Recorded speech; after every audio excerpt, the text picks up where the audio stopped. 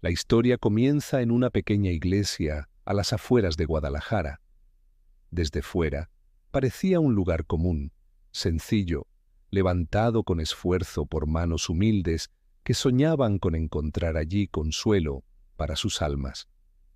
Las paredes de adobe estaban agrietadas, el techo mostraba señales del paso del tiempo, pero lo que verdaderamente sostenía ese lugar no eran los cimientos, sino la esperanza de quienes lo habitaban cada domingo.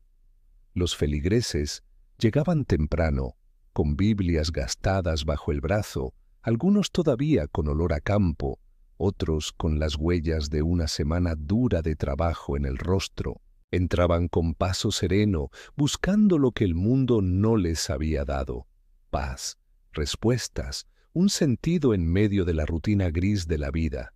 Dentro, el aire era cálido, impregnado del olor a incienso barato y velas consumidas. Se escuchaban murmullos de oraciones, cantos suaves acompañados por una guitarra desafinada, pero llenos de sinceridad. Los bancos de madera crujían bajo el peso de familias enteras, y en medio de aquel espacio modesto se levantaba la voz del pastor Rubén. A primera vista, su figura no parecía intimidante.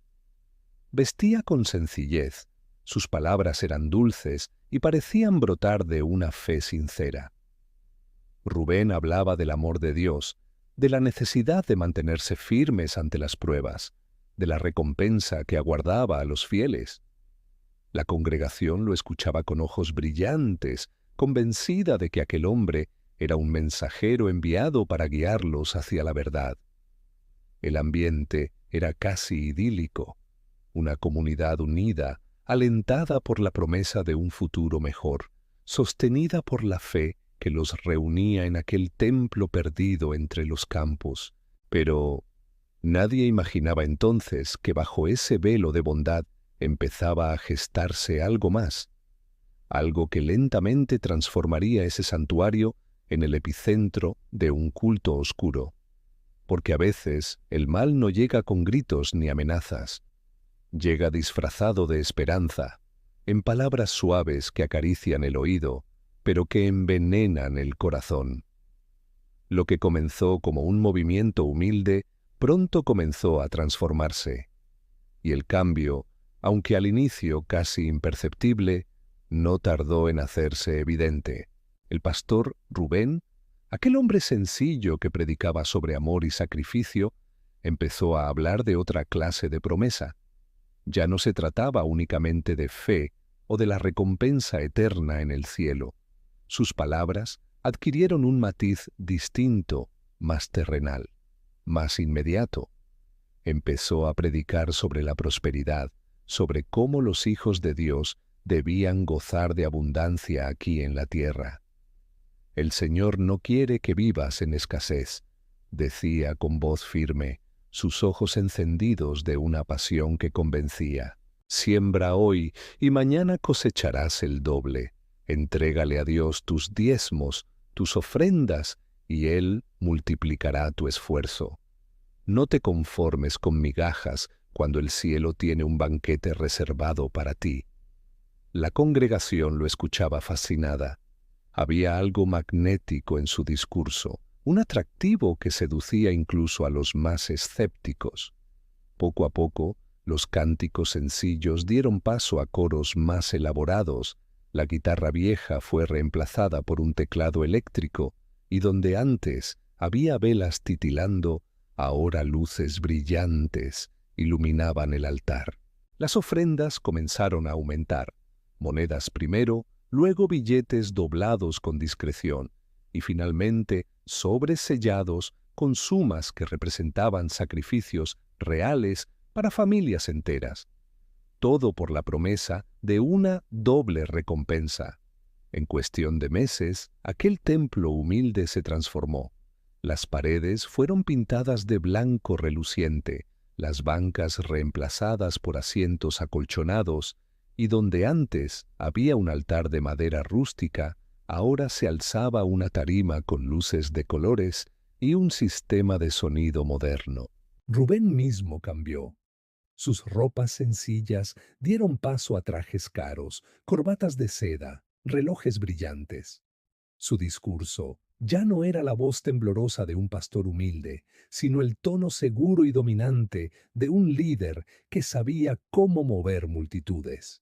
Y sin embargo, bajo el brillo de los nuevos vitrales, algo se empezaba a sentir distinto. Algunos feligreses lo notaron, aunque callaron sus sospechas. Porque cuando la esperanza se mezcla con el miedo a perderla, las dudas se entierran muy hondo. Los fieles seguían llegando, más que nunca, atraídos por las promesas de abundancia. Y mientras las filas crecían, los bolsillos de Rubén también lo hacían. Lo que había comenzado como un refugio de fe se estaba convirtiendo, poco a poco, en un imperio construido sobre la ambición. El éxito del culto parecía imparable. Cada semana, más y más personas abarrotaban el nuevo auditorio. Había música, luces, gritos de júbilo.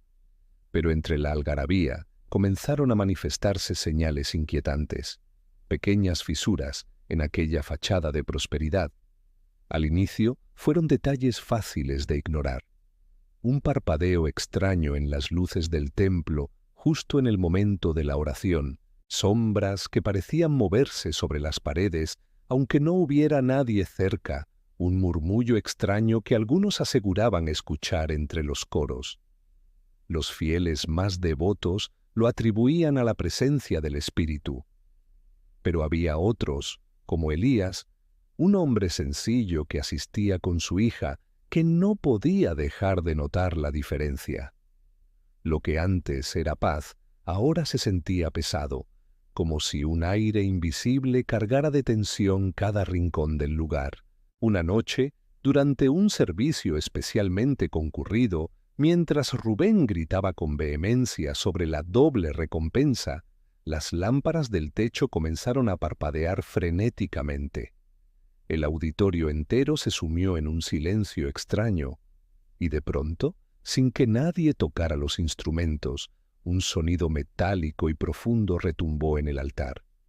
Los presentes se miraron, algunos inquietos, otros emocionados.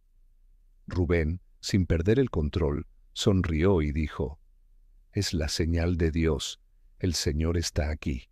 La multitud estalló en aplausos. Pero Elías, en su asiento, no podía apartar la mirada de una sombra que se arrastraba por la pared detrás del pastor. Una sombra que no coincidía con ninguna figura presente. Las noches siguientes, los sueños de Elías se llenaron de imágenes perturbadoras. Veía figuras encapuchadas rodeando la cama de su hija, escuchaba susurros en lenguas extrañas que parecían brotar desde el mismo suelo. En una de esas pesadillas, Rubén aparecía frente a él con ojos encendidos en rojo, sonriendo de manera grotesca mientras extendía sus manos ensangrentadas. Elías despertaba empapado en sudor, con el corazón desbocado, sintiendo todavía el eco de aquellas voces que lo atormentaban. Pronto, no fue el único en vivir experiencias inexplicables. Varias mujeres del coro aseguraron haber visto a un hombre alto y de rostro cubierto caminar por los pasillos vacíos del templo cuando ya no había nadie. Un adolescente contó entre sollozos que, al rezar frente al altar, escuchó un susurro que le ordenaba entregar más, darlo todo. Los rumores crecieron, pero el fervor no se apagaba. Rubén, cada vez más imponente, aseguraba que esas eran manifestaciones divinas. Y aunque muchos lo creyeron, otros, en silencio, comenzaron a sentir que algo oscuro se había infiltrado entre las paredes de aquella iglesia. Elías lo sabía. Aquellas señales no eran de luz, sino advertencias de que algo mucho más siniestro estaba a punto de revelarse. Lo que para muchos seguía siendo una iglesia próspera y bendecida, para Elías se había convertido en un escenario de pesadillas vivientes. La inquietud lo carcomía, y una noche, decidió quedarse más allá de la hora en que todos se marchaban. Se ocultó entre las sombras del auditorio, escuchando cómo los últimos pasos se desvanecían por la puerta principal. Afuera, la ciudad dormía. Dentro, reinaba un silencio denso, cargado de algo que parecía respirar entre las paredes. Pasaron unos minutos hasta que lo escuchó. Un golpe metálico, seco, como de una puerta cerrándose con violencia en algún pasillo. Después, voces, graves, profundas, casi guturales. Elías se movió con cautela, caminando entre las bancas hasta que llegó al altar. Allí lo que vio lo dejó helado. Rubén no estaba solo. Frente a él se hallaban varios hombres vestidos de negro, con túnicas que cubrían sus rostros. En el suelo, entre todos, habían dibujado un símbolo extraño, un círculo perfecto rodeado de marcas incomprensibles. En el centro, una vela negra ardía con una llama que no titilaba, como si estuviera protegida por un aire invisible. Rubén hablaba en un idioma que Elías no conocía. Su voz no era la misma que usaba en los sermones. Sonaba más profunda, reverberante, como si otra presencia hablara a través de él. En un momento, levantó la cabeza y su mirada cruzó con la de Elías, aunque éste estaba oculto en la penumbra. Y en ese instante lo vio. Sus ojos brillaban con un rojo intenso, inhumano, que parecía atravesar la oscuridad como brasas vivas. Elías retrocedió, conteniendo un grito. Pero la ceremonia continuaba. Los hombres de negro se arrodillaron mientras Rubén derramaba un líquido espeso sobre el símbolo. Sangre, aunque Elías no supo si era de animal o de algo peor. Una de las figuras encapuchadas murmuró: «El pacto está sellado». Y Rubén respondió con voz firme: «Pronto, toda rodilla se doblará ante mí, no por fe, sino por poder». Elías sintió como el suelo vibraba levemente bajo sus pies. La vela negra crepitó, y por un instante una sombra gigantesca, con cuernos retorcidos y un rostro sin forma, se dibujó en la pared detrás del pastor. El terror lo paralizó. Aquello ya no era religión, no era fe. Era un pacto, una entrega a fuerzas que ningún hombre debería invocar. Con el corazón a punto de estallar, Elías logró retroceder sin hacer ruido.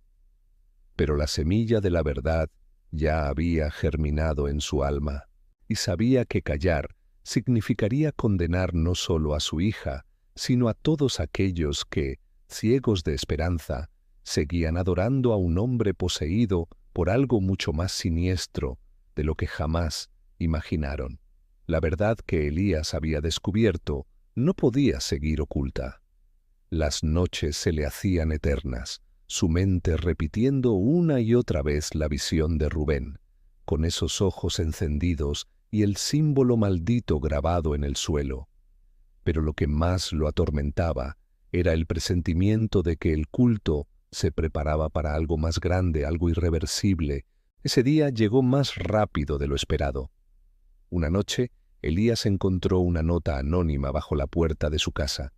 El papel, escrito con mano temblorosa, decía: «Tu hija será la ofrenda. Esta luna no perdona». El corazón de Elías se quebró. El culto no solo buscaba poder, sino un sacrificio. Y ese sacrificio sería su propia sangre. Desesperado, buscó ayuda en su amigo Samuel, un hombre de fe sencilla pero firme, que había abandonado la congregación al notar que algo oscuro se cernía sobre ella. Juntos se prepararon. Arrodillados en una sala oscura, oraron durante horas, suplicando fuerza.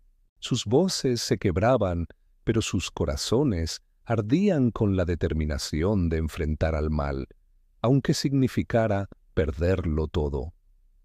La noche de la ceremonia, el auditorio estaba cerrado al público, pero las luces permanecían encendidas. Elías y Samuel se infiltraron entre los pasillos laterales, hasta que escucharon los cánticos guturales. En el centro del escenario, Rubén se erguía imponente, rodeado de sus seguidores encapuchados. Frente a él, atada con sogas negras, estaba la hija de Elías, llorando en silencio, con un pañuelo cubriendo su boca. El altar ya no era un lugar santo. En el suelo se dibujaba un enorme pentagrama, delineado con ceniza y sangre. Velas negras iluminaban la escena, y las sombras se movían como si tuvieran vida propia. Una daga, de hoja oscura y curva, reposaba en manos del pastor. Elías quiso gritar, pero Samuel lo detuvo, susurrando: «Es ahora, juntos». Ambos irrumpieron en el auditorio. Sus voces rompieron el cántico con una oración poderosa. «La sangre de Cristo tiene poder». El eco resonó como un trueno, y de inmediato el ambiente se estremeció. Las velas se apagaron de golpe, los vitrales comenzaron a temblar, los encapuchados se arrojaron contra ellos, pero Samuel levantó su Biblia y con cada palabra pronunciada, una fuerza invisible los hacía retroceder. Elías corrió hacia su hija, luchando contra manos que intentaban detenerlo, mientras la daga se alzaba en lo alto. Rubén rugió, ya no con voz humana, sino con un sonido profundo, demoníaco, que hizo vibrar las paredes. Sus ojos ardían como carbones encendidos. Avanzó hacia Samuel, pero antes de que pudiera tocarlo, un estallido de luz rompió uno de los vitrales. Fragmentos de vidrio llovieron sobre el suelo como estrellas, y entre ellos una figura luminosa pareció descender, extendiendo alas inmensas que cegaban a los presentes. El caos fue total. Las sombras se retorcían y gritaban, los seguidores caían desvanecidos, y el pentagrama en el suelo comenzó a arder con fuego a su lado. Samuel gritaba versículos, Elías liberaba a su hija, y Rubén, poseído por algo indescriptible, se revolvía como una bestia acorralada. En un último intento, levantó la daga para lanzarla contra Elías, pero una fuerza invisible lo derribó contra el suelo.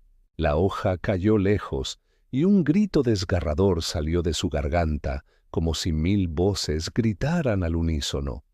La batalla había alcanzado su clímax, y mientras la luz creciente consumía las sombras, Elías abrazaba a su hija, lágrimas cayendo por su rostro, agradeciendo por aquella intervención divina que había roto las cadenas del culto.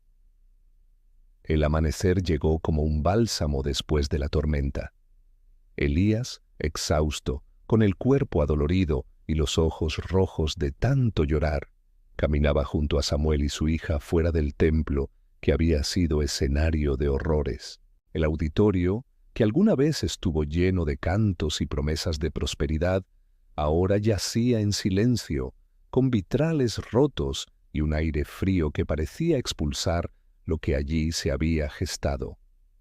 La congregación, confundida y herida, comenzó a dispersarse. Algunos despertaron como de un trance, incapaces de comprender lo que habían presenciado. Otros se marcharon con vergüenza, arrastrando consigo la pesada carga de haber creído en un hombre que había entregado su alma a la oscuridad. Elías sabía que su vida jamás volvería a ser la misma. Lo que había visto, lo que había enfrentado, eran cicatrices que no desaparecerían. Sin embargo, en medio del dolor había también una victoria. Su hija estaba viva, libre de las garras del culto. Y aunque el camino por delante sería difícil, él estaba dispuesto a recorrerlo con fe renovada. Días después, la familia empacó lo poco que tenía. Dejaron atrás Guadalajara y se mudaron a una ciudad lejana en busca de un nuevo comienzo. Samuel los acompañó un tiempo, ayudándolos a levantar de nuevo una vida en paz, pero con la prudencia de quien sabe que el mal siempre acecha en las sombras. Las noches seguían siendo inquietantes. A veces, Elías despertaba empapado en sudor, reviviendo en sueños el brillo rojo en los ojos de Rubén, o el pentagrama ardiendo con fuego a su lado. Otras veces, su hija se quedaba en silencio frente a la ventana, como si escuchara algo que él no podía oír. Cuando la abrazaba y le preguntaba qué ocurría, ella solo respondía con un murmullo: «Papá, creo que todavía nos están mirando». La vida parecía tranquila, pero la huella del culto no se borraba con facilidad. Y aunque Elías sonreía con ternura cuando veía a su hija correr libre en el patio de su nuevo hogar, en lo profundo de su corazón, sabía que lo vivido era apenas un recordatorio. La oscuridad nunca desaparece por completo. Se repliega, se esconde y espera pacientemente a ser invocada de nuevo.